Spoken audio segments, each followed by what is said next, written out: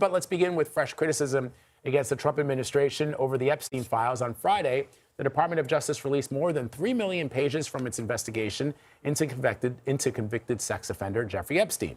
The DOJ said it held these records from an initial release in December in order to review and redact sensitive information. But some lawmakers and survivors are criticizing the delay, and they say that the latest release is not enough. Deputy Attorney General Todd Blanche defended the release, saying the Justice Department's investigation is over. It's not about President Trump. It's about a ton of people, multiple people that were, quote, in the Epstein files. And what I think folks will see when they review the materials we released is that there have been hundreds of calls made to the FBI where allegations are made by either anonymous individuals or people who are very quickly determined to not be credible, whether it's the nature of what they're saying or the fact they won't provide any information or corroboration. And that's part of the Epstein files. All right, let's bring in CBS News legal reporter Katrina Kaufman. A lot of names.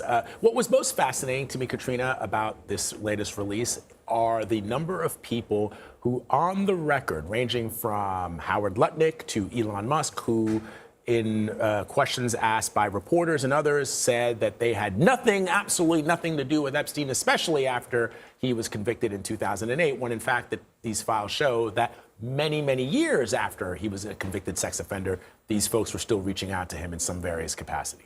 Yeah, that's right, Vlad. I mean, with Elon Musk, he said that he refused to go to the island. And then in these new files, it came out, I think it was an email that said, what day or night will be the wildest party on your island? To Jeffrey Epstein. Howard Lutnick apparently went there with his family and then also had lunch with Elon Musk. Also, filmmaker Brett Ratner, who just made that new documentary about Melania Trump. Lunch with Elon Musk or lunch with Epstein? Lunch with Epstein. Yeah. Lutnick had lunch with Epstein. But Brett Ratner also was in a picture with Bill Epstein Gates, and two women. Bill Clinton. I mean, and those photographs of Prince Andrew, where he says he doesn't remember anything about Virginia Giuffre. Well, will this jog your memory? Here's another photographic evidence that we're showing right now. You know, do you still want to stand by the idea that you don't remember what happened or you don't recall that you were ever there? Yeah, so we're seeing a lot of accounts contradicted, and we're also just seeing how many women and girls came forward in these files. It's very upsetting to see. And there was a draft indictment that's very notable from the mid-2000s. It was supposed to be against Jeffrey Epstein and 3 co-defendants. I believe they were assistants of his, but the names are redacted, and it looks like there were dozens of potential charges here: sex trafficking, enticement of a minor, conspiracy. That case was never tried. Do we know what happened with that case, if there was a draft indictment? We do not. We don't know if it went before a grand jury. We just know that this draft indictment does exist. So they were considering this, but it never moved forward. So Deputy Attorney General Todd Blanche said that no new charges are going to come from any information in these files. So legally speaking, what can be any of the result? Is there any information that can lead to more action? I mean, that's a great question. I think, for one, we're hearing contradictory information from the Justice Department itself. Back in November, Attorney General Pam Bondi had posted that she was having Jay Clayton, the interim U.S. attorney for the Southern District of New York, investigate people and institutions with ties to Epstein. That was in response to a post from President Trump. Now, Todd Blanche is saying no charges are being pursued. So that in itself needs to be resolved. Congress can also sue. We've learned that they are asking for full access to the files. They want to review them immediately.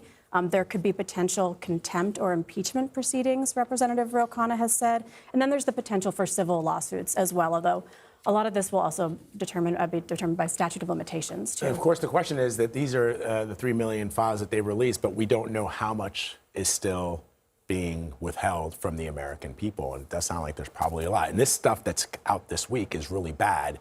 Can only imagine what's not being shared. Yeah, and I do also want to highlight that a lot of this is about justice for Jeffrey Epstein's survivors, and yet a number of them were exposed in this latest release of documents.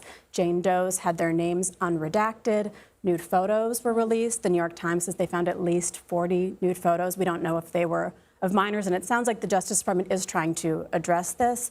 But, you know, even in taking all this time, they didn't fully redact everything that was really supposed to And stay fully hidden. protect these women. Exactly. I think that's an important point that you make, Katrina, which we should all remember, which I know that the way that the politicians and the people, these wealthy people are framing this is around politics or trying to get somebody, trying to get President Trump or trying to get Elon Musk.